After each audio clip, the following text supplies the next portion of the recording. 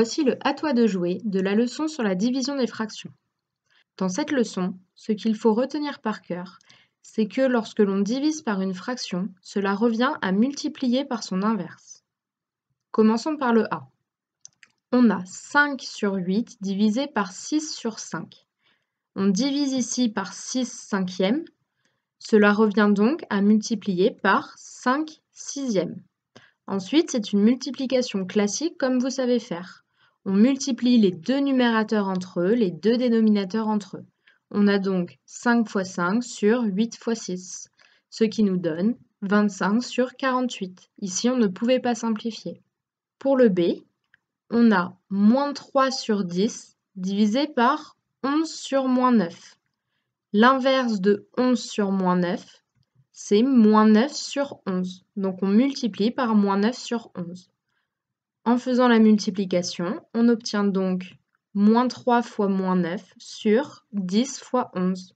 On ne peut pas simplifier ici, donc on obtient 27 de moins 3 fois moins 9 et 110 de 10 fois 11. Pour la C, on a 14 sur 6 divisé par 7 sur 5. Pour la C, on a 14 sur 6 divisé par 7 sur 5.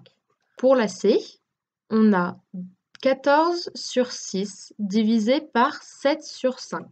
Pour la C, on a 14 sur 6 divisé par 7 sur 5.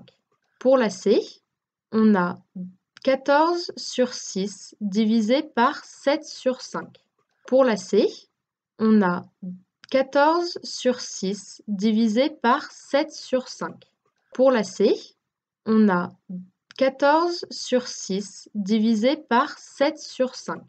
Pour la C, on a 14 sur 6 divisé par 7 sur 5. Pour la C, on a 14 sur 6 divisé par 7 sur 5. Pour la C, on a 14 sur 6 divisé par 7 sur 5. Passons au calcul D. On a 36 neuvièmes divisé par moins 18 tiers. On divise par moins 18 tiers, cela revient donc à multiplier par 3 sur moins 18. On a donc 36 fois 3 sur 9 fois moins 18. On peut remarquer que 36 et 18 font tous les deux partie de la table de 6. On va donc décomposer ces deux nombres avec la table de 6. On obtient donc 6 fois 6 fois 3 sur 9 fois 3 fois 6. On a le moins qui est devant la fraction, car comme dans cette fraction, il n'y a qu'un seul moins dans tous les termes, cela signifie que le résultat sera négatif. Maintenant que l'on a décomposé, on va venir simplifier par 6 et par 3. Il nous reste donc moins 6 neuvièmes. On peut alors voir que 6 et 9 font tous les deux partie de la table de 3, cela signifie qu'on peut encore simplifier. Donc on va décomposer 6 comme 2 fois 3 et 9 comme 3 fois 3. On simplifie par 3, il nous reste donc moins 2 tiers. Pour le calcul E, c'est une autre manière d'écrire les quotients, une autre manière d'écrire les divisions. On a une fraction sur une autre fraction. Ici, cela signifie qu'on a 13 sur 25, le tout, toute cette fraction, divisé par 5. Divisé par 5, cela revient à multiplier par 1 cinquième. Donc on a 13 fois 1 sur 25 fois 5.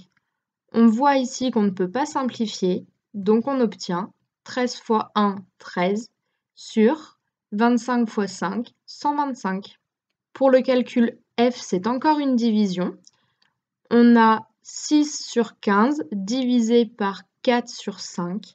Divisé par 4 sur 5, c'est multiplié par 5 sur 4. Donc on vient multiplier les numérateurs entre eux et les dénominateurs entre eux. On a 6 fois 5 sur 15 fois 4. On remarque que 15 est dans la table de 5, c'est 3 fois 5, et que 6 et 4 font tous les deux partie de la table de 2. On va donc décomposer chaque nombre. On écrit 6 comme 2 fois 3, 15 comme 3 fois 5 et 4 comme 2 fois 2. On peut donc simplifier par 2, par 3 et par 5. Il reste donc 1 sur 2, 1 demi.